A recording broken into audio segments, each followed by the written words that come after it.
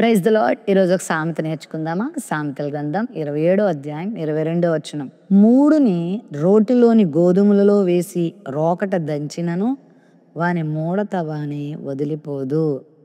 నిజంగా మూర్ఖుని యొక్క మూర్ఖత్వం గురించి పరిశుద్ధ గ్రంథం ఎలా చెప్పిందో చూసారా? గోధుమల్ని రోటిలో వేసి దంచుతారు. ఇప్పుడంటే మిల్స్ వచ్చాయి. గోధుమల్ని అందులో వేస్తే దంచి అది బాగా పొడి చేసేస్తుంది. అంటే అర్థం ఏంటంటే మూర్ఖుడిని కూడా దంచినా కూడా కొట్టినా కూడా ఆ మూర్ఖత్వం పోదంట. అంటే అంత భయంకరమైనటువంటి మూఢత్వంతో చాలామంది జీవిస్తూ ఉంటారు.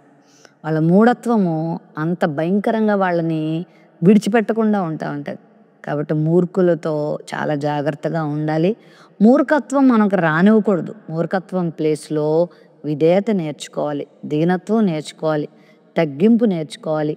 నేను నేర్చుకోవలసిన వాడను, నేర్చుకోవలసిన దానను అనేటువంటి మనసు కలిగి ఉంటే మనం మూఢత్వం నుండి విడుదల పొందొచ్చు. ఒక్కసారి మూర్ఖత్వానికి చోటిస్తే రోటిలో వేసి దంచినా కూడా అది పోదంట.